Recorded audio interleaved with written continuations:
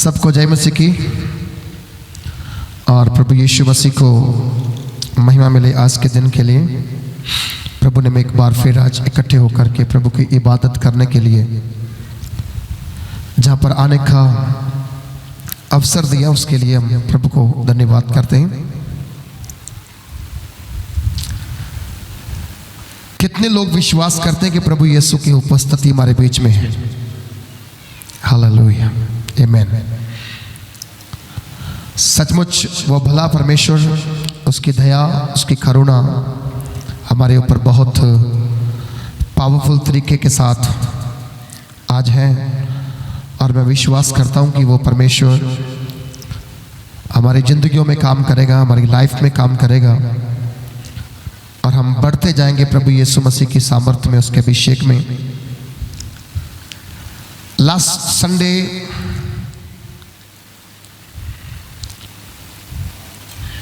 का जो लास्ट भाग था वो बहुत पावरफुल था, बहुत अमेजिंग, अद्भुत था, और ऐसा अनॉइंटिंग मैंने भी पहली बार देखा है अपनी मिनिस्ट्री के अंदर। जो लास्ट संडे का आखिरी भाग था, परमेश्वर की उपस्थिति हमारे बीच में, हमारे साथ है, और हम आशा करते हैं कि आज भी वह परमेश्वर हमारे बीच में है और हमारे लिए काम करेगा।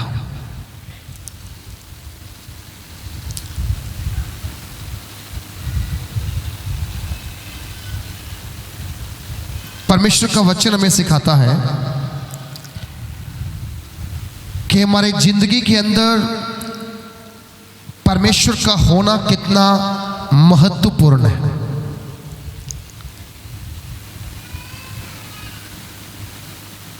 परमेश्वर की इच्छा हमारे प्रति क्या है, परमेश्वर क्या चाहते हैं हमारे जीवन से,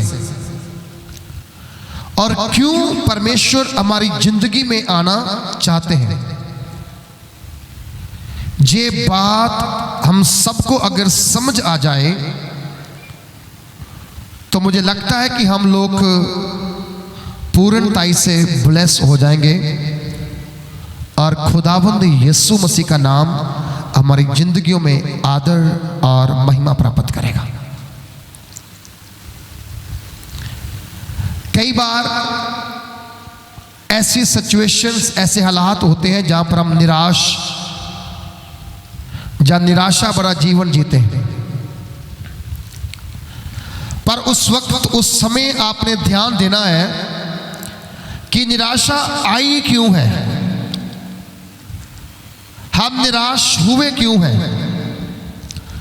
जबकि परमेश्वर का वचन हमारे साथ बड़े बड़े वायदे करता है, जबकि परमेश्वर हमारे साथ बड़े ऊंचे लेवल के ऊपर हमें पहुंचाने के लिए वादा करता है।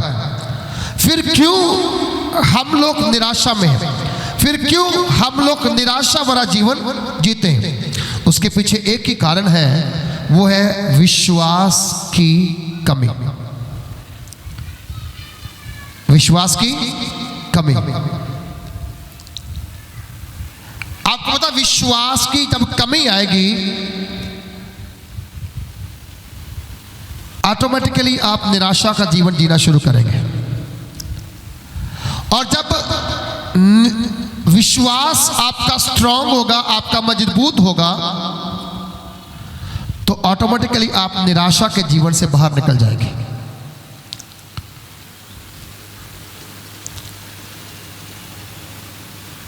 क्योंकि वचन हमें इस प्रकार से सिखाता है कि निराश जीवन परमेश्वर की ओर से नहीं है। परमेश्वर ने आपकी निराशाओं को समाप्त कर दिया है। आप गुलामी से बाहर निकाल लिए गए हैं, आप पाप से बाहर निकाल लिए गए हैं, आपका बोझ पूरा का पूरा परमेश्वर ने उठा लिया है। आपके सारे जीवन के दुखों के ऊपर कष्टों के ऊपर परमेश्वर ने जय हासिल की हुई है।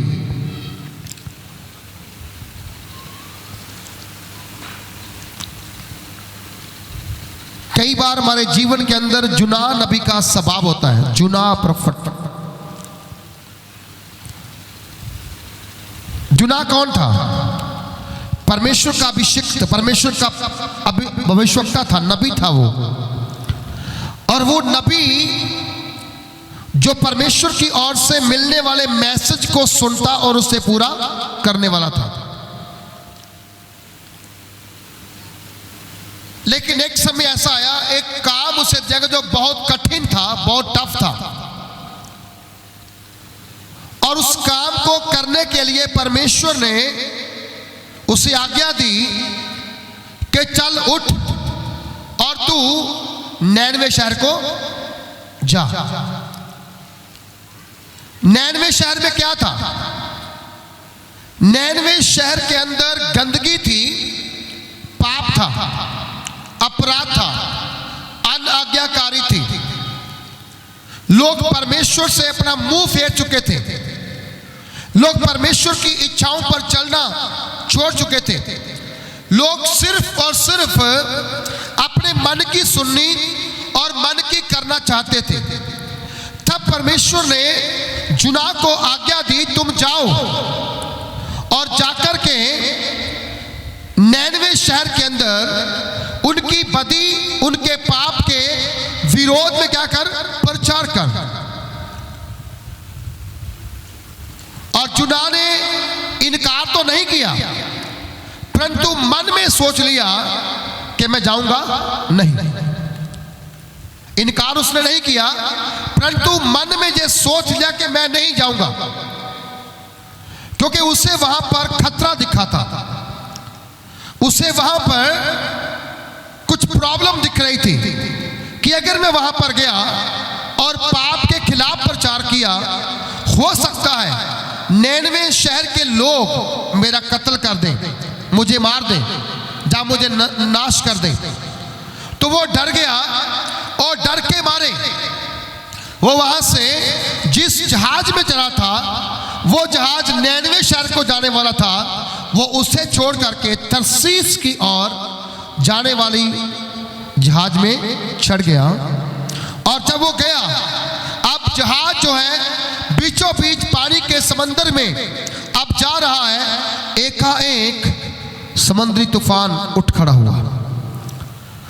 जगह पर लहरों की बात आई है। पानी की लहरें जब उठते क्या होता है? एक जगह पर जब प्रभु यीशु मसीह ने अपने चेलों को मजबूर किया, और छोटू उनको अलग करो, सारा को इधर सामने लेके आओ, मेरे सामने लेके आओ, उसको उठाओ, वहां सामने को उठाओ, इधर सामने आ। एक बंदा खड़ा हो जाए बीच में, टीम वाला कोई बच्चा, कोई भी बात नहीं करना चाहिए।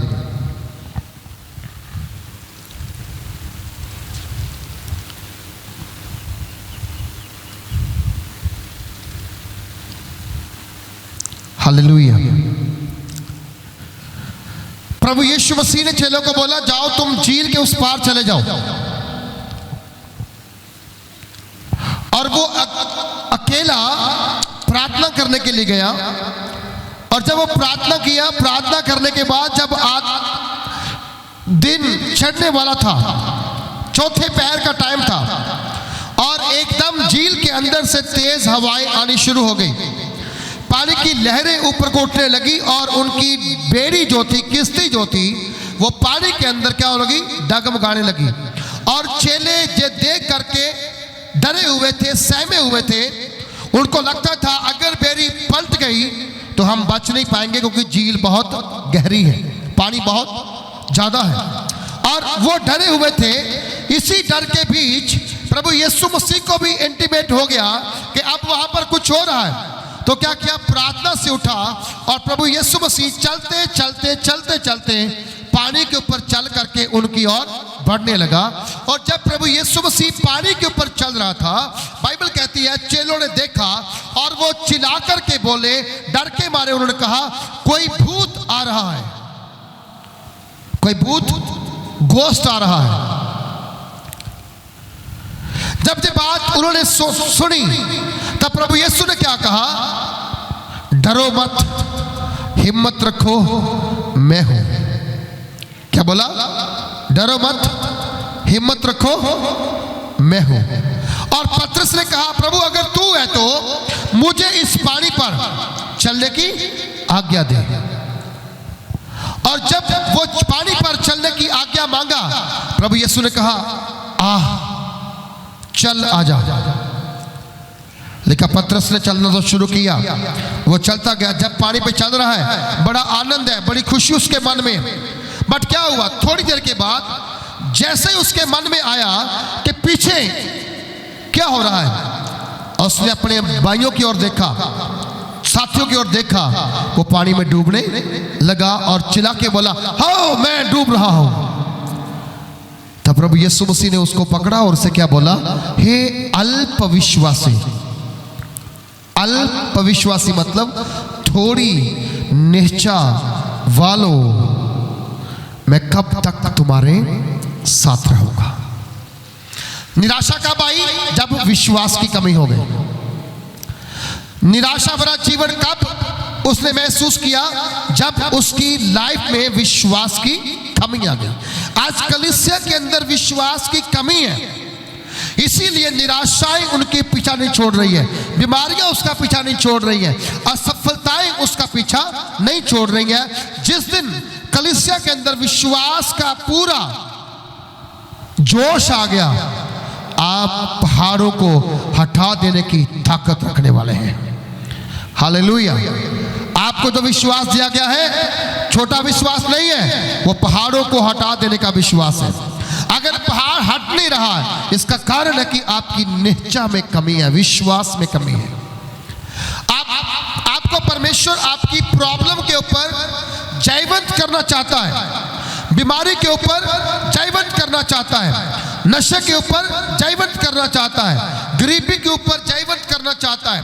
आपकी जो असफलताएं हैं, आपका जो फेल्यूर है, उसके ऊपर वो आपको जय पाने का बल देना चाहता है। परंतु कई बार हम 10 कदम चल करके पीछे की ओर देखते हैं कि पीछे कोई मेरे आ रहा है कि नहीं आ रहा है। सुनो, अगर आप जीसस के पीछे चलेंगे तो कोई आपके पीछे आएगा नहीं आएगा, इस बात की चिंता छोड़ो और इस बात की चिंता करो कि आपके साथ कौन चल रहा है। समझा रही? कितनों को समझा रही है? हालेलुया। आपको ये समझना है, आपको ये महसूस करना कि मेरे साथ कौन चल रहा है। जे कभी ना सोचे कि मेरे पीछे कोई आ रहा कि नहीं आ रहा है।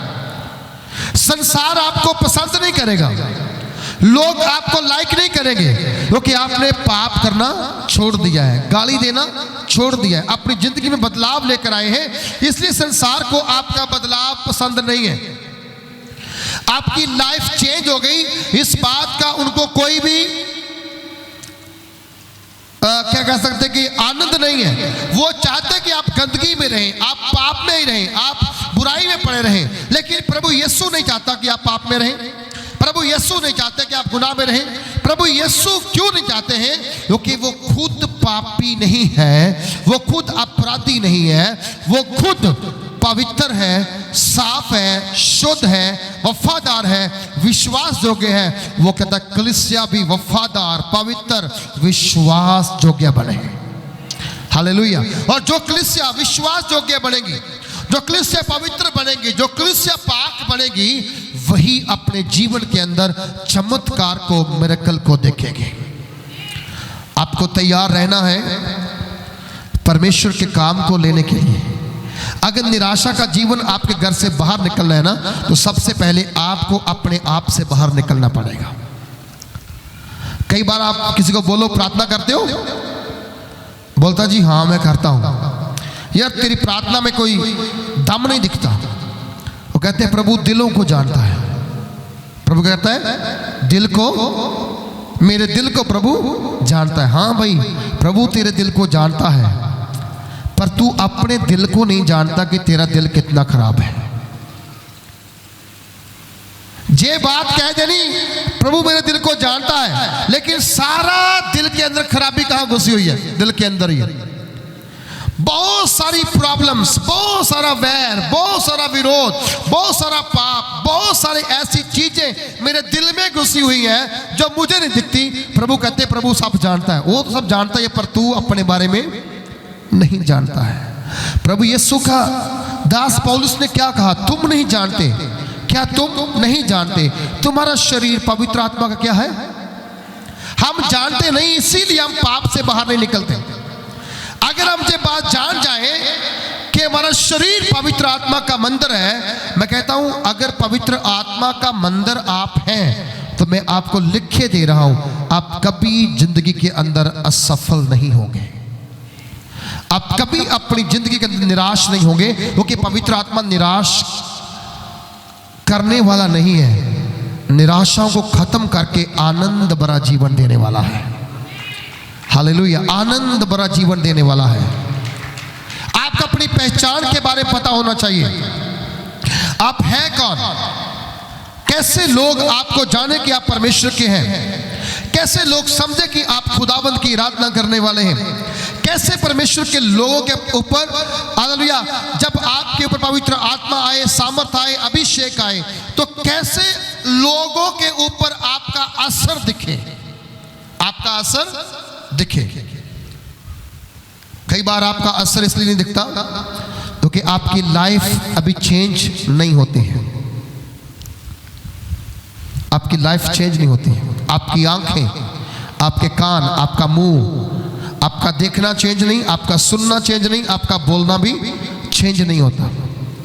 जिस दिन ये तीनों चीजें चेंज आप कर देंगे, ऑटोमेटिकली देखना आपके घर के अंदर बहुत बड़ी बदलाव को देखना शुरू करेंगे, बहुत बड़ी चेंज को देखना शुरू करेंगे, बहुत बड़े रिवाइवल को देखना शुरू करेंगे। कब तक हम प्रभु को धोखा देते रहेंगे? इंसान को धोखा देंगे शायद पता ना चले, प्रभु को धोखा देंगे एक क्षण में उसके पास रिपोर्ट पहुंच जाती है। आइए मिलकर के एक वर्ष को निकालेंगे।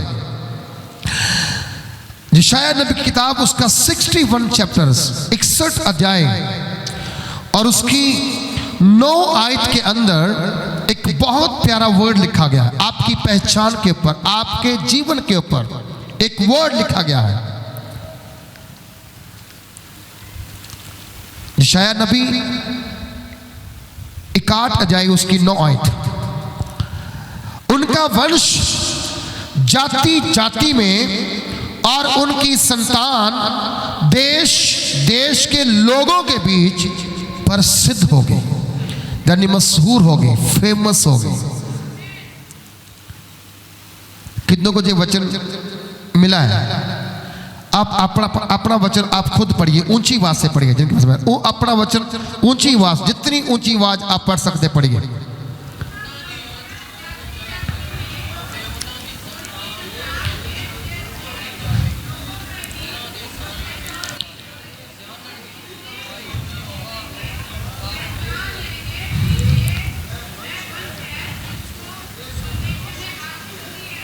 सुनो, सब बोलो, मैं प्रसिद्ध हूं, मैं मशहूर हूं। अब किस काम में मशहूर है ये आप समझते हैं?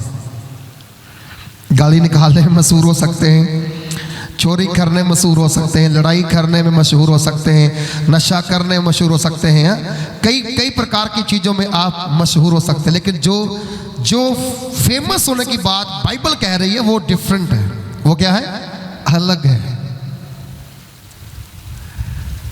यशायाह नबी उठ प्रकाशमान होने के बाद कलीसिया को तेजस्वी करते हुए उनको एक बात कह रहे हैं कि मैं यहोवा के उनका वंश, यानी कि उनकी संतान, किनकी संतान? जो परमेश्वर का भय मानते और उसके मार्गों पे चलते और उसकी आज्ञाओं की पालना करते और सच्चाई के साथ अपने काम को करते हैं, उनकी वंश, उनकी संतान जाति जाति में और देश देश में क्या होगी? प्रसिद्ध होगी। आप कितने धन्य, कितने मुबारक लोग हैं कि परमेश्वर आपकी संतान को बड़े ऊंचा एक दर्शन दिखा रहा है कि आप प्रसिद्ध होने वाले लोग हैं, आप फेमस होने वाले लोग हैं। आपने कभी देखा होगा, अगर टीवी देखते हैं तो उसके ऊपर ऐड बहुत चलती है, अलग अलग प्रोडक्ट की, अलग अलग कंपनियों की। अगर आप यूट्यूब खोले तो उसके ऊपर भी ऐड चलती है, क्योंकि जो प्रोडक्ट कंपनी ने मशहूर करना है वो उसके ऊपर कीमत लगाते हैं, पैसा लगाते हैं उसको दुनिया में मशहूर करने के लिए, फेमस करने के लिए। अब परमेश्वर के पुत्र यीशु मसीह ने आपको फेमस करने के लिए क्या किया? सबसे पहली बात, उसने स्वर्ग को छोड़ा और धरती पर आया। दूसरी बात, उसने आप लोगों को बचाने के लिए सबसे पहले प्रचार किया, मन फिराओ, पाप को छोड़ो और मेरे पास आओ, क्योंकि स्वर्ग का राज नेड़े आया। वो स्वर्ग से आया था और स्वर्ग का प्रचार किया, और प्रभु यीशु ने कहा जो स्वर्ग से आया है वही स्वर्ग की बात कर सकता है। जो स्वर्ग से नहीं आया वो स्वर्ग के बारे में पढ़ सकता है, लेकिन उसके बारे में पूरी क्लैरिफिकेशन नहीं दे सकता है। प्रभु यीशु के पास स्वर्ग के बारे में सारी पूरी प्रॉपर कंप्लीट जानकारी है, कंप्लीट जानकारी। मालूम क्यों? क्योंकि वो इसलिए क्योंकि वो स्वर्ग का मालिक है। बोलो क्या है वो स्वर्ग का? वो स्वर्ग का वासी है, वो स्वर्ग का अधिकारी है, और उसके बारे में कहा गया है स्वर्ग उसका सिंहासन है और पृथ्वी उसके पैरों की चौकी है। तो वो इससे ज्यादा क्लैरिफिकेशन कोई और आपको स्वर्ग के बारे में दे नहीं सकता सिवाय प्रभु यीशु मसीह के। सो इसीलिए बाइबल लिखा गया है कि प्रभु यीशु के दास यशायाह नबी हजारों साल पहले, ये वो यशायाह है जिसने प्रभु यीशु मसीह की जन्म की भविष्यवाणी की, मरने की भविष्यवाणी की, कलीसिया की भविष्यवाणी की, किस प्रकार से आपके पाप धुल सकते हैं उसकी भविष्यवाणी की, क्यों परमेश्वर आपकी प्रार्थना नहीं सुनता है इसके बारे में भविष्यवाणी की। इट मीन्स यशायाह नबी की जो किताब है लगभग ये वो किताब है जिसे कहते हैं कि बाइबल, मिनी बाइबल, छोटी बाइबल। इसकी 66 अध्याय हैं, बाइबल की 66 किताबें हैं। तो यशायाह नबी की किताब को सब लोग कहते हैं कि ये मिनी बाइबल है, और इसके अंदर सारी बाइबल का निचोड़ दिया गया है। और इसी अध्याय के अंदर वो आपकी संतान को और आपको एक महत्वपूर्ण बात बोल रहा है। कैसे पूरा हो पाएगा? आज्ञाकारी करने के कारण, वचन की स्टडी लेने के कारण, वचन को सीखने के कारण, वचन को मानने के कारण। आज बहुत लोगों के पास बाइबल तो है लेकिन खोलते नहीं है। एक बार एक पास्टर जी विदेश में रहते थे, गोरा पास्टर। उसका एक विश्वासी था जो अक्सर विदेश से आता और वापस जाता। अब की बार जब विदेश से वो वापस आए तो पास्टर ने अपनी वाइफ को बोला चलो, वो सिस्टर घर पे वापस आए हैं विदेश से, चलो हम जा करके उनको मिल करके आते और प्रार्थना करके आते हैं। दोनों चले गए और वो सिस्टर आए, उसने पास्टर जी को चाय पानी पिलाया, बहुत कुछ बातें की। उसके बाद वो क्या क्या लेकर आई विदेश से सारी चीज़ें उसने बतानी शुरू की। लेकिन वहाँ पर एक घड़ी थी जो बहुत सुंदर थी, और वो घड़ी देख करके पास्टर ने एक प्लान किया।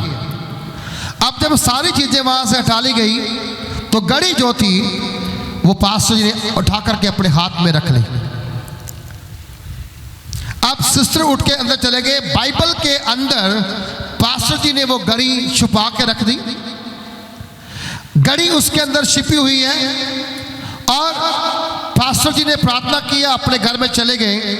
सेकंड डे जब वो सिस्टर उठी, उसने अपनी घड़ी ढूंढनी चाहिए, घड़ी नहीं मिल पा रही। उसके मन में क्या आया? पास्टर ने चोरी की है, पास्टर क्या किया? चोरी की है, मेरी कीमती वाली घड़ी उठा करके अपने घर में ले गया है। अब मैं कैसे उससे बात करूं, कैसे उससे पूछूं कि मेरी घड़ी तेरे पास है, मेरी घड़ी मुझे वापस करके जा। वो ये बात में पड़ा हुआ है, सोच रही है, इतने में उसका टाइम पूरा होता है, महीना निकल जाता है, वो पूछती नहीं है, चर्च में जाती है लेकिन बात नहीं करती। उसको लगता है कि यार मैं क्या करूं, पास्टर मुझसे क्या बोलेगा। वो घड़ी के बारे में चिंतित है, महंगी वाली है, पर वो पास्टर को ये भी नहीं कह सकती कि आपने चोरी कर ली है। तब जब उसके वापस जाने का समय आया, उसने फिर पास्टर कॉल की, पास्टर जी आओ हमारे घर में प्रार्थना करके जाओ, मैंने वापस जाना है। जब वो इस बार आए तो उन्होंने चाय नहीं पिलाया, पानी नहीं पिलाया, बैठ के सामने कहा, पास्टर जी आपने मेरी घड़ी क्यों चुराई? आप मुझसे मांगते तो मैं आपको दे देता। पास्टर जी चुप, और मन ही मन में मुस्कुरा रहे थे। उसके चेहरे पे मुस्कुराहट आई और वो लेडी बोली, आप मुस्कुरा रहे हैं, मैं आपके ऊपर चोरी का इल्जाम लगा रही हूं। बोला आप सही कह रहे हैं, मैंने आपकी घड़ी चुराई है, लेकिन वो मेरे घर में नहीं गई, तेरे घर पड़ी हुई है। बोले कहां पे? बोला अपनी बाइबल उठा और इसे खोल। जब खोला तो बाइबल के अंदर सेंटर में घड़ी पड़ी हुई थी। लेडी हैरान हो गई। उसने बोला आपने ऐसा क्यों किया? बोला मैंने ऐसा इसलिए किया कि मैं देखूं कि तुम घर में बाइबल पढ़ते हो कि नहीं पढ़ते। ऐसा ही है ना, हमारे सबके घर में बाइबल है जरूर, हम पढ़ते बिल्कुल नहीं है।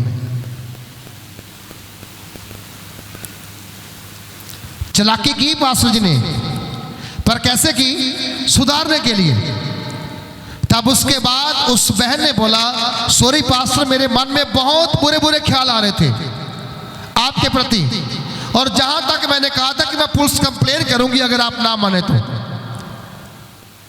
पर असल में चोर मैं हूं, क्योंकि मैंने परमेश्वर के वचनों को कभी खोला ही नहीं, कभी देखा ही नहीं। आप कैसे निराशाओं से बाहर निकल सकते हैं? आप कैसे परमेश्वर के बातों को पूरा कर सकते हैं अपने जीवन के अंदर, यदि आपके अंदर परमेश्वर के लिए 10 मिनट, आधा घंटा परमेश्वर का वचन पढ़ने के लिए टाइम नहीं है? तो शायद बहुतों को आज ये वर्ष का पता चला होगा कि ये वर्ष कोई लिखी हुई है कि मेरी संतान, मेरी अंश जो है प्रसिद्ध होगी जाति जाति में, देश देश में।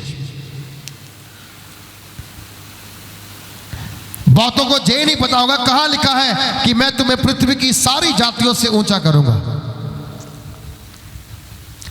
बहुतों को यही नहीं पता होगा कहां लिखा है, मैं तेरे रोटी और पानी पर आशीष दूंगा और तेरे अंदर से बीमारियां बाहर निकाल दूंगा।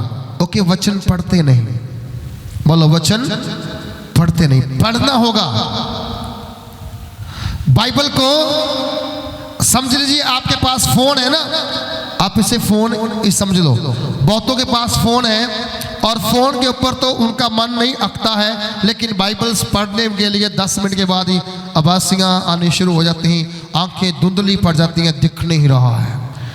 फोन को रात भर देखो, कुछ नहीं होता। सुनो ध्यान से मेरी बात, बाइबल क्या कह रही है। अगर आपने प्रसिद्ध होना है, अगर आपने मशहूर होना है, तो क्या करना होगा? परमेश्वर के कलाम को पढ़ना होगा। बाइबल आपके हाथ में होनी चाहिए। जे आपका हथियार है, जे आपकी तलवार है। यदि जे आपके हाथ में नहीं है तो किसी फायदा का आपका जहां पर आने का कोई फायदा नहीं है। मैं आज आपसे कहता हूं, उसने कहा प्रसिद्ध होंगे जिनके जितने उनको देखेंगे, बोलो जितने उनको देखेंगे वह पहचान लेंगे। क्या करेंगे? पहचान लेंगे कि जे वह वंश है जिसको परमेश्वर ने आशीष दी है। आपकी पहचान किस बात में है? हाँ, जे आप जहां बोल सकते हैं सब लोग, हाँ परमेश्वर की आशीष कारण। आपके मोहल्ले में जाके पता करेंगे तो लोग बताएंगे किस बात में आपकी पहचान है। आपके पड़ोसी से पूछेंगे तो बोलेंगे हाँ किस बात में आप अच्छे हैं, किस बात में आपकी पहचान है। आपको मालूम, सबसे ज्यादा अगर कोई आपका विटनेस है तो वो आपके परिवार के मेंबर है। आपका हस्बैंड है, आपकी वाइफ है, आपके बच्चे हैं। सबसे ज्यादा अगर कोई तगड़ा विटनेस है तो वो आपको पहचानते आप किस तरह से हैं, आप लाइफ कैसे जी रहे हैं, आप जीवन कैसे जी रहे हैं। अगर आप घर के अंदर गाड़ी निकालते तो वो पड़ोसी आपका गवाह है कि ये तो बंदा बहुत अच्छा विश्वासी है, रोज गाड़ी निकालने वाला है।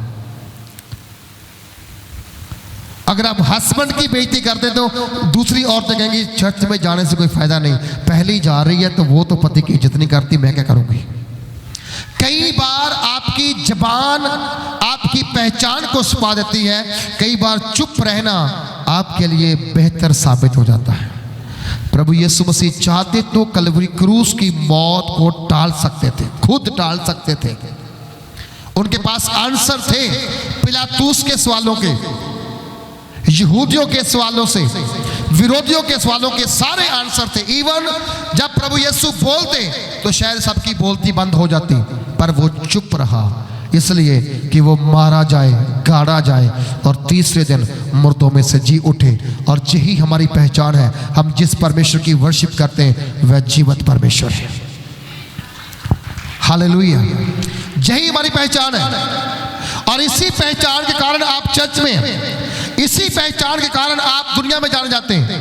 लेकिन अगर आपका करैक्टर प्रभु को पसंद नहीं है तो वो आपको पसंद नहीं करेगा। अगर आपकी बोलचाल, आपका उठना बैठना, आपका देखना जो पसंद नहीं है उसे, तो वो आपको किसी काम का भी नहीं समझता है। पहली बात, अपने जीवन के ऊपर ध्यान देना शुरू करो। चाहे वो लेडीज है, चाहे वो जेंट्स है, चाहे बच्चे हैं, चाहे नौजवान है, ध्यान देना शुरू करो। आपने 4 घंटे प्रार्थना की, 10 मिनट झगड़ा कर लिया, प्रार्थना समाप्त है, किसी काम की प्रार्थना नहीं है। समझाई ना रही?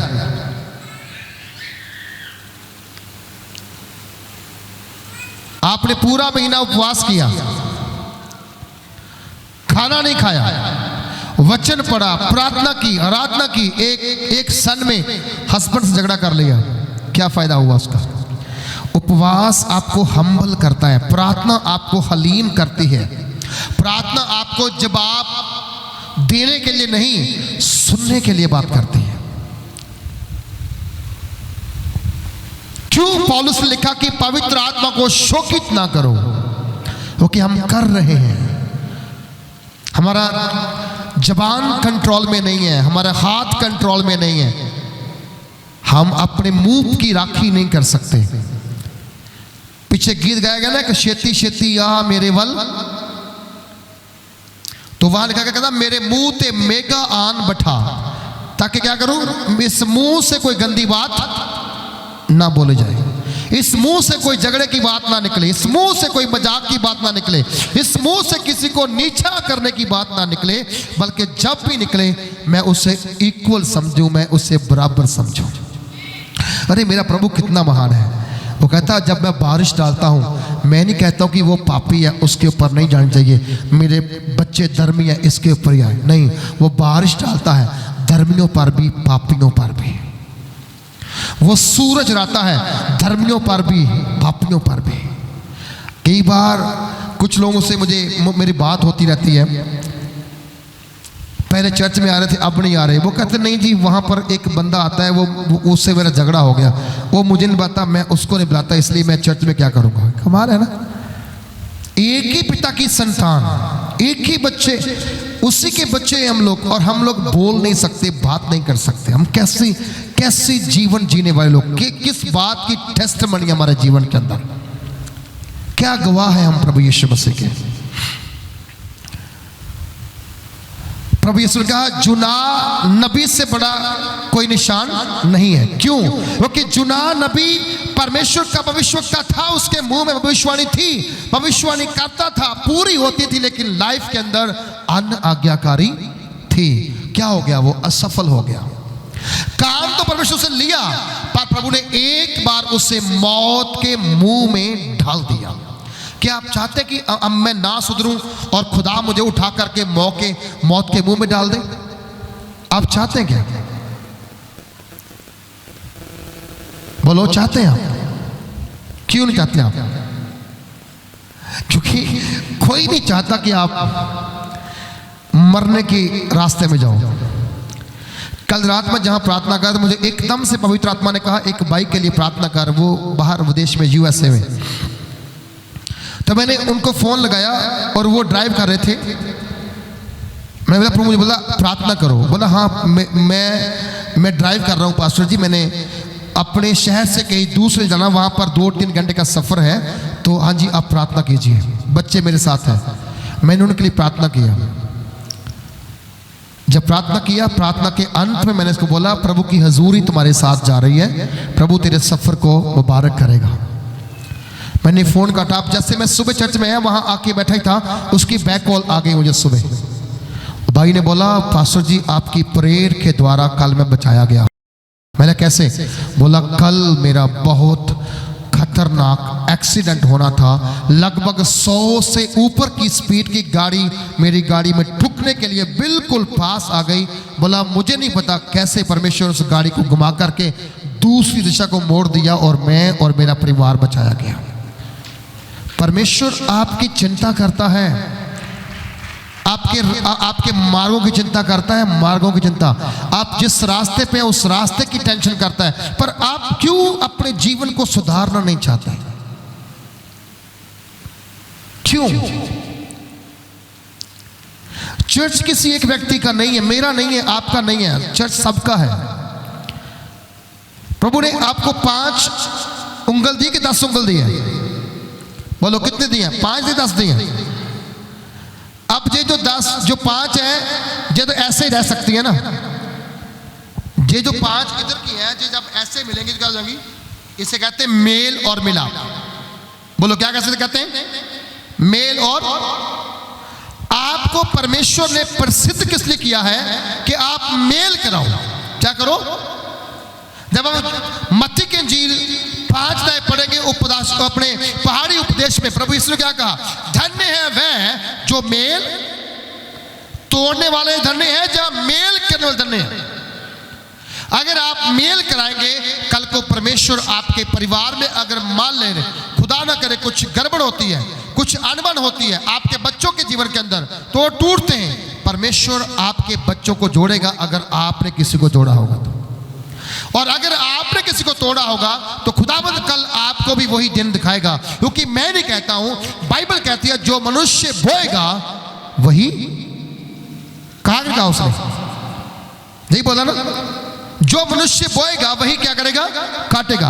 आज हमें समझना है, सीखना है। परमेश्वर आपको और आपकी संतान को बड़े ऊंचे स्थान पर लेके जाना चाहता है, ऊंचे स्थान पर। जाति जाति में, हर धर्म में, हर कौम में, हर मजहब में परमेश्वर आपको प्रसिद्ध करता है।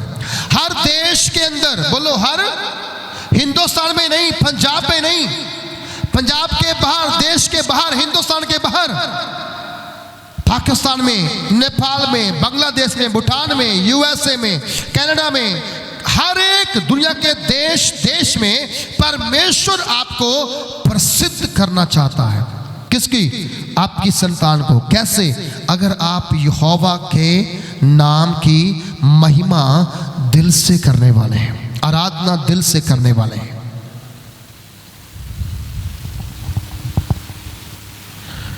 झूठ नहीं बोलना कभी प्रभु के सामने। सच्ची आराधना आप 10 मिनट करो, दैट्स व्हाट, वो सही है। झूठ बोल के आप किससे छिप सकते हो?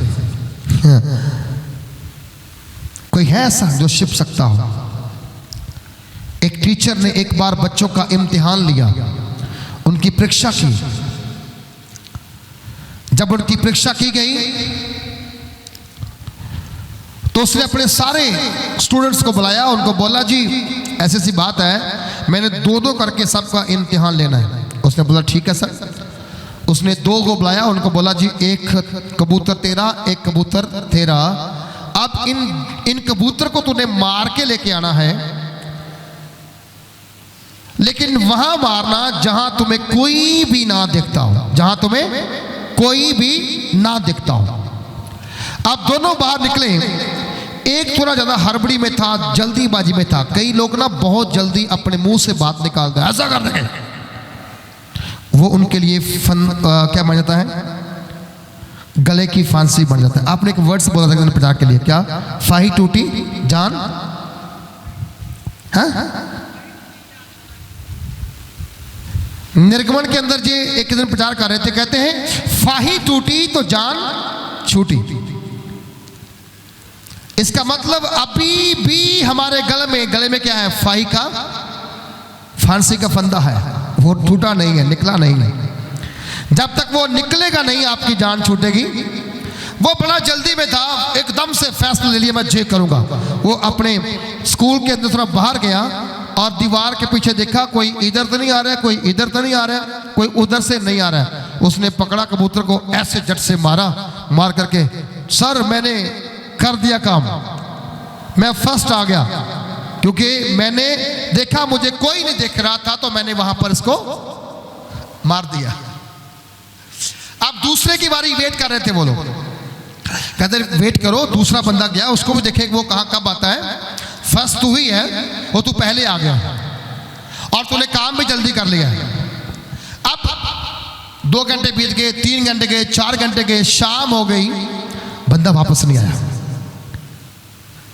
अब जब वापस आया, कबूतर उसके हाथ में जीवित है, और आके टीचर को बोला, सर सॉरी, मैं इस कबूतर को नहीं मार पाया, मुझे फेल कर दीजिए, मैं इसे मार नहीं पाया। बोला क्यों नहीं मार पाया? बोला मैं जहां जहां गया, कोई ना कोई चीज, वस्तु, बंदा मुझे देख रहा था। अगर कहीं मुझे कुछ भी नहीं दिख पा रहा था तो मैंने इसे मारना चाहा, परंतु इस कबूतर की आंखें मुझे देख रही थी। बस आप इतना ही समझो, आप जो कर रहे हैं ना, चाहे कोई भी ना देखता हो, जिसके खिलाफ आप कुछ कर रहे हो वो आपको देख रहा है। बोलो, वो आपको देख रहा है। और एक बात और याद करना, जैसा बीज आज आपने खेत में बीज देना है, फसल वही काटनी पड़ेगी। जे नहीं कि आज आपने अंगूर डाल करके कल को एप्पल तोड़ के चले जाओ, एप्पल नहीं, अंगूर ही मिलेंगे। कांटे बोओगे तो फूल नहीं मिलेंगे, कांटे ही मिलेंगे। आप मसीह में हैं तो प्रभु यीशु की शिक्षाओं को फॉलो करो। उसने कहा माफ करो, तुम भी माफ किए। कहा कि नहीं कहा उसने? हालेलुया। कई लोग पता क्या कहते हैं हमें, पास्टर जी वो हमारा चर्च में आने वाला बंदा ना, मैंने देखा वो तेल डालने जा रहा था। कहां पर? दरगाह के ऊपर। है कौन है? विश्वासी। वो लैन में लग के प्रसाद खा रहा था। है कौन है? विश्वासी। कभी भी 2 किश्तियों पे सवार मत हो जाओ। ना आप प्रसिद्ध होंगे, ना आपकी पहचान बनेगी, आप नष्ट किए जाएंगे। मैं नहीं कह रहा हूं, वचन कहता है। इजराइल के आधे से ज्यादा लोग क्यों कहा जंगल में क्यों मर गए? इसी कारण से, अनाज्ञाकारी। इसी कारण से कि वो वहां तक पहुंच नहीं पाए। लेकिन फिर भी इजराइल का परमेश्वर क्या है? वफादार। वो और इजराइल को क्यों कह रहा है कि तेरी संतान जाति जाति और देश देश में क्या होगी? प्रसिद्ध होगी। और यहोवा के कारण जितने उनको देखेंगे, जितने उनको देखेंगे, आपको एक नहीं बहुते देख रहे हैं। बोलो बहुते, सब बोलो बहुते। हालेलुया। मेरी 2 आंखें आपको देख रही है कि 250-300 बंदा बैठा हुआ है। 250-300 की आंखें मुझे देख रही है कि ये बंदा कर क्या रहा है। बहुगिनती में आप हैं या मैं है? आप है ना? है कि नहीं है? मैं तो देखता हूं कि हाँ यार ये भाई साहब बैठे हैं ना, ये सही नहीं है, मैं तो इसको देख रहा हूं। लेकिन आप सारे मुझे देख रहे हो, मैं सही नहीं हूं। आप सही गलत का फैसला नहीं कर सकते क्योंकि आप जज नहीं हैं। बोलो, आप जज नहीं हैं। जज ऊपर बैठा है और उसकी आंख से कोई बच नहीं सकता है। उसने जिसकी और एक बार अपनी आंख ऐसे खोली ना, उसके बाद कोई उसकी आंख से इधर उधर नहीं हो सकता है। आपकी आंखें दुधला सकती हैं, उसकी आंखें दुधलाती भी। वो आप तो सो सकते, वो सोता भी नहीं, वो उंगलाता भी नहीं, वो टकटकी लगा के आपको देखता रहता है। जमाना भी देख रहा है, परमेश्वर भी देख रहा है। कहता जितने उनको देखेंगे क्या हो जाएंगे, वह पहचान लेंगे। सब बोलो क्या करेंगे, वो पहचान लेंगे। आप देखिए जुना पहचान नहीं पाया परमेश्वर को, बोला 99 को जाओ, बोलता मैं तरसीस को जाऊंगा। उसने कहा तरसीस सही नहीं है, तू 99 को जा। नहीं, मैं तरसीस को जाऊंगा। आज कलीसिया कहती है नहीं नहीं डांस नहीं करना, प्रभु कहता है नहीं नहीं मैं डांस करूंगा, कौन रोकेगा मुझे। एक छोटी टेस्ट में बोल रहा हूं, इंग्लैंड का छोटा बच्चा आया, उसकी उम्र 10 साल के करीब होगी। एक दिन आशीष ने मेरी उससे बात करवाई। उसने कान में ना वो डाली हुई थी बालियां दोनों में। मैंने उससे बोला बेटा, बोला हाँ जी, ये हमारी पहचान नहीं है। बोला मम्मा ने लेके दिया। मैं किसी ने भी लेके दे हो बेटा, ये हमारी पहचान, अगर आप इसे नहीं उतारेंगे परमेश्वर ब्लेस नहीं करेगा। मैंने उससे बोला, मैंने उसे इंग्लिश में बोला कि ये गुलामी का साइन है जो आप डाल के बैठे हैं, इसे उतारोगे अभी। उसने फोन छोड़ दिया, चला गया। मैं कहा इसने उतारना नहीं है, ये निकल गया। क्योंकि बाहर के बच्चे हैं, कौन सी बात मानते हैं, जहां की नहीं मानते वहां तो बहुत दूर की बात है। मेरे सामने बैठे हुए हैं, इनको कहूं तो कुछ ये उधर उतार के इधर से उतार के जहां डाल लेंगे, बाहर जाके फिर डाल लेंगे। तो वो गया, उसने अपनी बालियां उतार करके मम्मी को दे दी। आप उन्हें घर में एक पार्टी आई, एक बड़ा फंक्शन आया, उसकी मम्मी बोलती चलो डालो बालियां बेटा। मम्मा नहीं डालूंगा। क्यों? इंडी पापा ने कहा है अगर तू डालेगा तुझे ब्लेसिंग नहीं मिलेगी। उसके डैडी ने बोला डालो बालियां, बोलता नहीं डालूंगा। क्यों? इंडी पापा ने बोला है अगर डालेगा तो आशीष नहीं मिलेगी। उस बच्चे ने डालियां ही नहीं। उसकी माम, उसका डैडी उससे बोलता रहा, लेकिन उसने बोला नहीं डालना। इसका मतलब है कि अगर मैंने कुछ उसको सिखाया, इसके पीछे कोई बड़ी योजना परमेश्वर की है। जहां बच्चे वो डाल के चूड़ी, मैंने कितनों को बोला उतार दो, सब कहते उतार देंगे। वो इधर से निकाल करके पीछे रखते हैं, चर्च में जाकर फिर डाल देते हैं। मन में क्यों? अन आज्ञाकारी जुना के अंदर यही था। तरसीस को जाना उसको अच्छा लगा, 99 जाना क्या लगा? बुरा लगा। मैंने कल बोला एक व्यक्ति जिसके अंदर 99 का स्वभाव है ना, सॉरी जुना का स्वभाव है, जिसके अंदर आज भी जुना जिंदा है, वो बंदा कभी सफल नहीं हो सकता। उसका परिवार कभी बचाया नहीं जाएगा जिसके स्वभाव के अंदर आज भी जुना बसा हुआ है। जुना कोई बुरा बंदा नहीं था, नबी था, पर उसके स्वभाव क्या था? अनाज्ञाकारी करना। वो चला गया, रास्ते में तूफान आया, पर्चियां डली, क्या किया गया? हर एक की पर्ची के नाम था, लेकिन नाम किसका आता था बार बार? जुना का। क्यों बोला? क्योंकि उसी को ही गलती की थी, उसी को ही सजा मिलनी चाहिए। अगर कलीसिया में एक बंदा गलती करे तो सजा एक को चाहिए या पूरी चाहिए? बोलो, एक बंदे को। पर खुदावंद ऐसा नहीं है, वो मौका देता है सुधरने का, मौका देता है सुधरने का। आज मैं आपसे कह रहा हूं, आपकी संतान अगर चमकी नहीं है, वो चमकेगी अगर आप सुधर जाएंगे तो। कुछ चीजें इसीलिए बच्चे अचीव नहीं कर पाते क्योंकि माँ बाप की गलतियों के कारण। वचन में लिखा गया है, खट्टे अंगूर माँ बाप ने खाए, दांत किसके खट्टे हो गए? बच्चों के। पाप तो आपने किया, उसको भुगत कौन रहे? आपकी संतान, आपके बच्चे। हम फिर रोते हैं कि हमारी संतान हमारे कहने में नहीं है, बच्चे कहने में नहीं है। रीजन ये, आपने अभी तक अपने आप को ही नहीं बदला, स्वभाव को ही नहीं बदला। स्वभाव बदलिए, बच्चे अपने आप बदल जाएंगे। स्वभाव को बदलिए, बच्चे अपने आप बदल जाएंगे। हम लोग एक रात किसी घर में गए, वहां पर हम बैठे, बच्चों से पूछा आप चर्च में क्यों आते? तो धीरे से बोला गया डैडी के कारण। बोला क्यों? चर्च में नाचते हैं, घर में गाली देते हैं। अगर ये चेंज नहीं हुई तो मैं क्या करूंगा चर्च में आकर के। आज वो परिवार चर्च में नहीं आ रहा है ऑलमोस्ट। अगर वो बंदा संसार में है तो शायद वो प्रार्थना करता होगा। जिस दिन वो नहीं रहा तो घर में मूर्ति पूजा शुरू हो जाएगी। किसके कारण? बड़ों के कारण, आपकी गलतियों के कारण। आप सुधरो तब बच्चे सुधरेंगे। आप नहीं सुधरे, बच्चे भी नहीं सुधर सकते। कब तक गाली निकालते रहोगे? कब तक झगड़ा करते रहोगे? कब तक वैर विरोध करते रहोगे? अगर यीशु आपकी जिंदगी में है तो वैर किस बात का है? यूहन्ना ने प्रभु से पूछा, प्रभु देखो मैंने वहां एक बंदा देखा जो तुम्हारे नाम से भूत को निकाल रहा था, दुष्ट आत्माओं को निकाल रहा था, तेरे नाम से प्रचार कर रहा था। हमने उसे मना कर दिया, तुम नहीं कर सकते क्योंकि तुम प्रभु यीशु को फॉलो नहीं करते हो। क्या बोला प्रभु यीशु ने?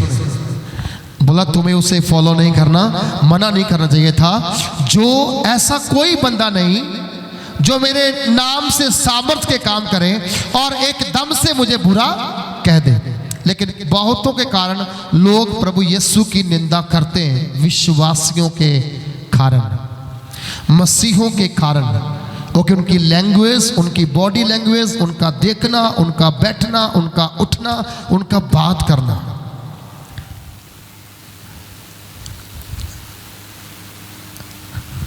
जहां पर बहुत सारे बच्चे आते हैं काम करने के लिए, लेकिन टिकते कौन है? वही टिकते हैं जिनका करैक्टर सही होता है। अभी हाल ही में एक लड़के का मैंने निकाला, जहां से फोन आया, वो डिप्रेशन का मरीज हो गया, मेंटली अपसेट हो गया, क्योंकि नेक नियत नहीं थी। खुदा के घर में कौन खड़ा रहेगा? वचन में कहा गया है, कौन तेरे पवित्र स्थान में खड़ा? कौन? बोलता जिसका मन शुद्ध है। बोलिए जिसका मन शुद्ध है। प्रभु हर बंदे सेवा लेना चाहता है, परंतु सेवा में सफल वो होता है जो परमेश्वर के साथ सही रिश्ता बनाता है। सही रिश्ता। आपको मालूम परमेश्वर का अधिकार धरती पर नहीं है। आप पूरी महल पढ़ लो, परमेश्वर का अधिकार धरती पर नहीं है। हालांकि कहा गया है उसका पांव जो है धरती उसकी पांव की चौकी है, फिर भी अधिकार नहीं है। मालूम क्यों? क्योंकि जब परमेश्वर ने आदम को बनाया, जब पूरी सृष्टि तैयार की, पेड़ पौधे बनाए, जंगली जानवर बनाए, सब कुछ बना दिया गया, तो उसके बाद आदम को क्या बोला गया? अब तेरी बारी है, अब तेरा अधिकार है, तू जहां का राजा है, तू जहां का मालिक है, इस धरती की रखवाली कर, बाकी कर, रक्षा कर, रखवाली कर। आज अपने घर की रखवाली कौन करता है? आप करते, पड़ोसी करता है? आप खुद करते हो ना। आपके बच्चों की रखवाली कौन करता है? आप खुद करते हो ना, कोई दूसरा नहीं करता। दूसरा बिगाड़ेगा लेकिन आप उसे सुधारेंगे।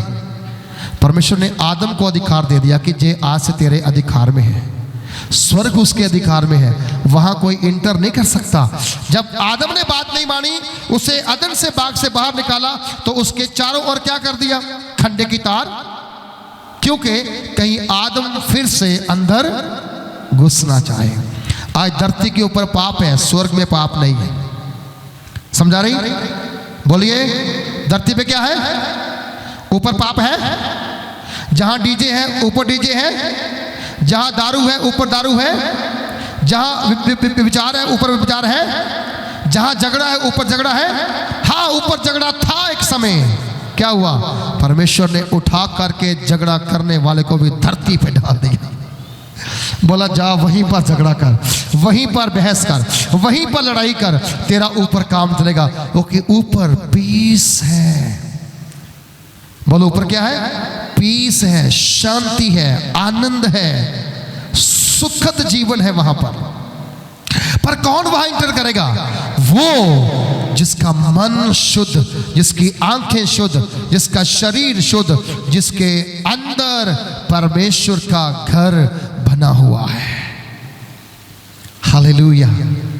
चर्च समझिए अपने अपने जीवन की पहचान। कहता है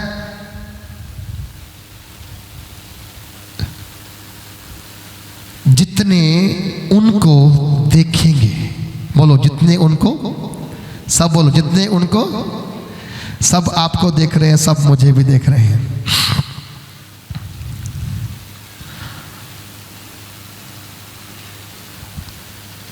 कुछ को कहते हैं हाँ ये अच्छा बंदा है, ये तो नेक नाम बंदा है, पर कुछ को कहते हैं यार जल्दी से यहाँ से खिसक जाओ, इसकी बातें सुन सुन के बोर हो जाएंगे।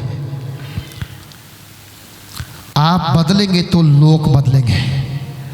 अगर आपने आज का वचन अपने जीवन में अप्लाई कर लिया और कल से अपने जीवन को बदल दिया, मैं आज से गाली निकालूंगा, झगड़ा नहीं करूंगा, बच्चे बात माने ना माने, पति बात माने ना माने, मेरा परिवार मेरी सुने सुने, पर मैं अपने प्रभु की सुनूंगी, मैं अपने प्रभु की सुनूंगी। और जब मैं अपने प्रभु की सुनूंगी तब मैं बदल जाऊंगी, तब लोग मुझे देखेंगे जे पहले जैसा बंदा नहीं है, जे पहले जैसी बंदी नहीं है, अब कुछ चेंज हो गया, कुछ बदल गया। झूठ मत बोलो, बोलो झूठ, सब बोलो झूठ।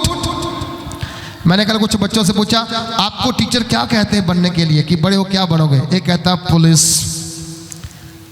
दूसरा कहता है पुलिस, तीसरा डॉक्टर, चौथा कहता है डॉक्टर। मैंने बोला आपने रटा हुआ है कि जे पुलिस बनेगा तो मैं पुलिस बनूंगी, वो डॉक्टर बनेगा तो मैं डॉक्टर बनूंगी। आप हमारे बच्चों की थॉट में क्या है? बड़ी पोजीशन, बोलो कैसे है? बड़ी कैसे मिलेगी? आपको मालूम, अगर अब्राहम, इसहाक और जकूब का नाम आता है, अब्राहम बड़ा था, अब्राहम बड़ा था, इसहाक उसका बेटा, जकूब उसका पुत्र। पर याद रखो पिता ने अच्छा काम किया, बोलो पिता ने अच्छा काम किया, उनकी मां ने अच्छा काम किया, उनके बाप ने गलत नहीं किया, उनके बाप की तरह गलती हुई ना। उसका बाप ऐसा था कि वो परमेश्वर की उपस्थिति में चलते चलते क्या हो गया? सिद्ध हो गया, सिद्ध हुआ। वो जब बाप सिद्ध हुआ तो बच्चे किसके पीछे गए? बाप के पीछे। बोलो किसके पीछे गए? बाप के पीछे। आज मैं आपको जहां से ना एक क्या कहते हैं चैलेंज देके भेज रहा हूं कि आपके बच्चे आपको देख करके आपके प्रभु के पीछे चलने चाहिए। सबसे पहले अपनी जुबान के ऊपर ताला मार दो, ये जरूरी है। दो लंबे लंबे सुए लेकर आओ, इसे सीधो जहां से रोटी खाने के समय खोल दिया, बाद में बंद कर दिया। जिस दिन आप अपने बच्चों को गाली देना बंद कर देंगे, बच्चे चर्च में आना शुरू कर देंगे। रियलिटी में कह रहा हूं, मैं सच में कह रहा हूं। दूसरी बात, अपने बच्चों को सही शिक्षा दो, सही संस्कार दो। बड़े होके नहीं, छोटे से ही, बोलो छोटे से ही।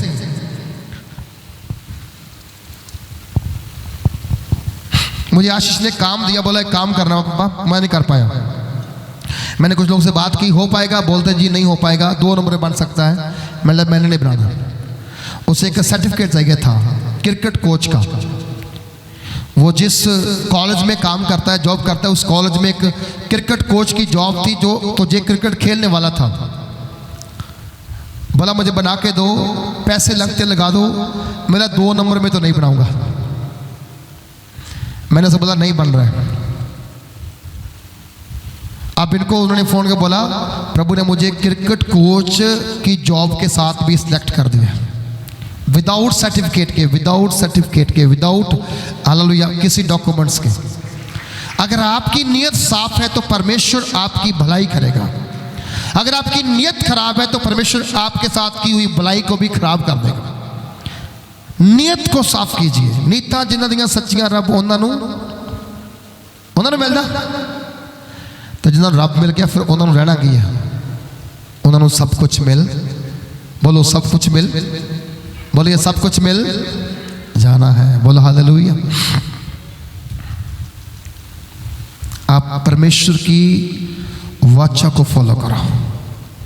हम टेस्टमेंट सुन रहे थे ना कि वो कह रहे चिक्कड़ वाला घर था, टीना वाला घर था बेचारों का। सामने पीछे घर था, आगे टीने थी, उसी के अंदर बकरियां बांधती, उसी के अंदर वॉशरूम है, उसी के अंदर ही उनका किचन भी था।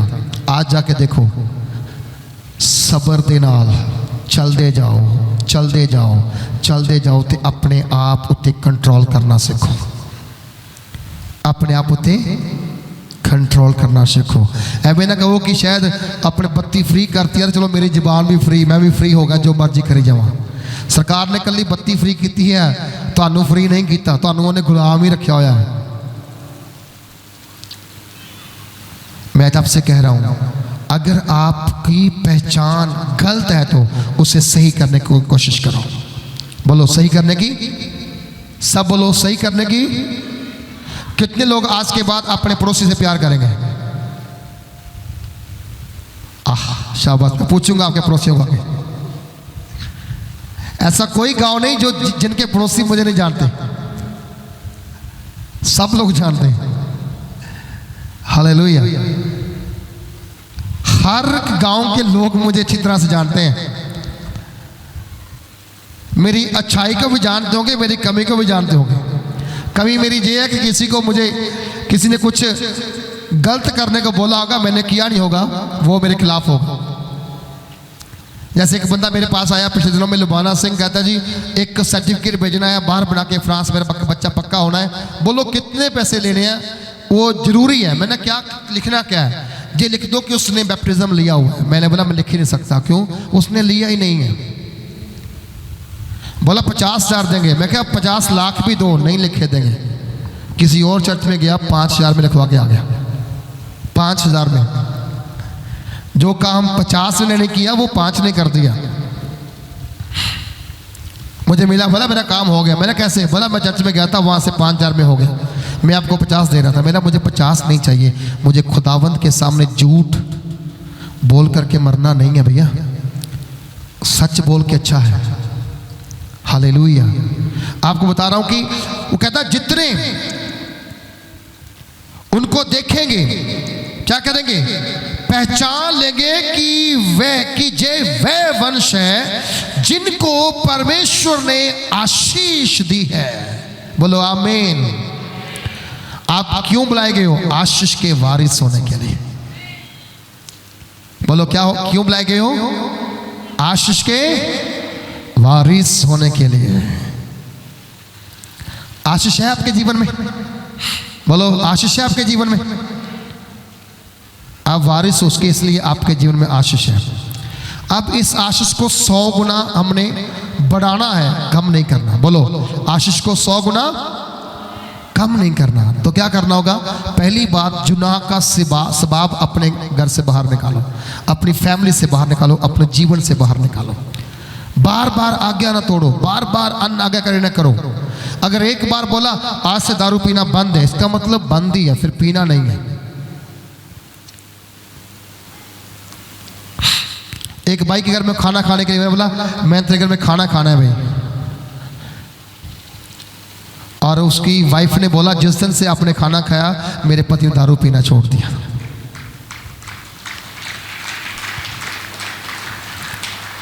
इतनी जल्दी हम खाना नहीं खाते किसी घर में, बहुत मुश्किल से, पर कभी कभी स्पिरिट अलाउ करे तो ही खाते, नहीं तो नहीं खाते। हमारे घर में बहुत खाना है, आप भी खाने के लिए आओ, खत्म नहीं होगा। लेकिन हम वो खाएंगे जिस दिन प्रभु का आत्मा अगुवाई करेगा। और हमारा कोई स्पेशल कुछ नहीं है, मेरी फेवरेट मूंगी मसर की दाल है बस, और कुछ नहीं है। मैं क्यों बता रहा हूं? आप आशीष के वारिस हैं।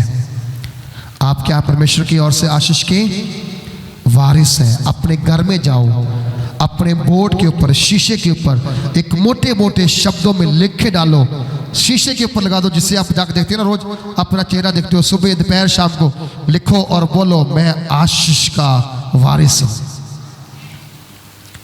मैंने परमेश्वर से आशीष पाई है।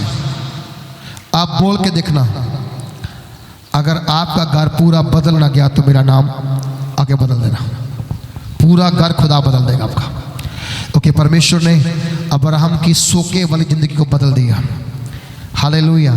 उसने इसहाक की जिंदगी बदल दी, उसने याकूब की जिंदगी बदल दी, याकूब के बाद उसके बेटे यूसुफ की जिंदगी बदल दी।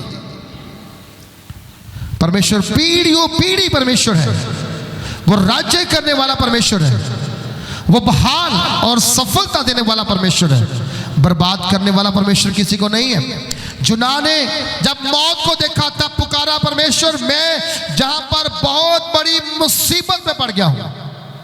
कब आई मुसीबत? जब अन आज्ञाकारी कर दी। आज अन आज्ञाकारी छोड़ के जाओ, सारी मुसीबतें आपके घर से बाहर जाएंगी यीशु मसीह के नाम से। हर प्रकार की मुसीबत, नशे की मुसीबत, लड़ाई की मुसीबत, कर्जे की मुसीबत, बीमारी की मुसीबत, हर प्रकार की मुसीबत से आप छूट जाएंगे अगर आप आज्ञाकारी बन जाएंगे। तो अपने आप को परमेश्वर के हाथों में दे दो, वो आपको आशीष देने वाला है और लोग इसी बात से पहचानेंगे आप आशीषित हैं, आप आशीषित हैं। हालेलुया। और 10 में कहा गया, मैं यहोवा के कारण अति आनंदित होगा, मेरा प्राण परमेश्वर के कारण मगन रहेगा, और क्योंकि उसने मुझे उद्धार के वस्त्र पहनाए। क्या पहनाए? उद्धार मतलब मुक्ति के वस्त्र। अब पाप मुझ में रहा नहीं, अपराध मुझ में रहा नहीं, क्योंकि मेरे वस्त्र चेंज, मेरे कपड़े क्या हो गए हैं? चेंज हो। गंदगी के कपड़े सब उतार करके प्रभु ने हमारे जीवन के अंदर एक नए वस्त्र दिए, वो मुक्ति के, वो उद्धार के वस्त्र है कि नहीं है? बोलो हालेलुया। और जिसका उद्धार हो गया फिर वो तो चेंज हो गया, वो क्या गया? चेंज हो गया। धनी, दारू पीने वाला, शराब पीने वाला, मखमल के कपड़े पहनने वाला, बढ़िया बढ़िया भोजन खाने वाला, जब मरा नरक में चला गया। लाजर कंगाल, सुकड़ा हुआ, फोरों से बड़ा हुआ, नंगा, मरा कहाँ गया? अब्राहम की गोद में गया। और किसकी जरूरत पड़ी? अब्राहम को गोद में पड़े हुए लाजर की जरूरत किसको पड़ गई? वो दारू पीने वाले को। अरे भैया, जरूर नरक में जाके आपने आवाज मारनी है। आज कितना अच्छा मौका है, तौबा करो, बपतिस्मा लो, नशा छोड़ दो, जिंदगी बहाल हो जाएगी। आपको परमेश्वर ने ब्लेस किया है। बहुतों को जॉब मिलती है, अच्छी जॉब, सरकारी जॉब मिलती है, वो करते नहीं क्योंकि दारू लगी हुई है। वो महीने में 2 बार काम पर, बाकी दिन घर के अंदर। जहाँ एक बहन बैठी है, उसका भाई जॉब करता है बिजली बोर्ड में, अच्छी तनख्वाह है, काम पे नहीं जाता, दारू पीता है। कई बार परमेश्वर ने कम्मों को जॉब देता है तो अच्छों को देता नहीं है, तो निकम्मे अपनी मौज में लगे रहते हैं। उनको नहीं पता मेरे बच्चे कहाँ हैं, उनको नहीं पता मेरा परिवार कहाँ है। मैं आपसे कह रहा हूँ कि अगर आपको प्रभु ने एक मौका दिया है काम करने का, पक्की जॉब का, उसे खोना मत। दारू को छोड़ के बाहर निकालो, नशा छोड़ के बाहर निकालो। प्रॉब्लम बहुत सारी हो सकती है, लेकिन अपने प्रभु की दी हुई आशीष को याद रखो। जहाँ लिखा गया है, उसने कहा मैं यहोवा कारण आनंद होवांगा, मेरा प्राण परमेश्वर के कारण आनंद मगन रहेगा, क्योंकि उसने मुझे उद्धार के वस्त्र पहनाए और धर्म की चादर ऐसे ओढ़ दी जैसे दूल्हा फूलों की माला से और अपने आप को सजाता और दुल्हन अपने गहनों से अपना श्रृंगार करती है। कैसे दिया प्रभु ने आपको? जैसे लाड़ा अपने आप को फूलों की माला से क्या करता है? सजाता, और लाड़ी अपने आप को गहनों के साथ श्रृंगारती है। ऐसे परमेश्वर ने आपको क्या दी है? आशीष दी है। इसे खोने मत देना। आइए अपने साथ पे सब खड़े हो जाएं और आप अपने घरों में जाएं और आज से डिक्लेयर करें, आज से घोषणा करें और कहें हालेलुया, परमेश्वर ने मुझे आशीष दी है। अपने घरों में जाकर लिख के डाले अपने ड्रेसिंग टेबल के ऊपर और बोले परमेश्वर ने मुझे आशीष दी है। बड़े बड़े शब्दों में लिखे और रोज पढ़ना शुरू करें। बच्चे पढ़ें, आप भी पढ़ें और ये बात बोलें, मुझे परमेश्वर ने आशीष दी है। उठाइए अपने हाथों को।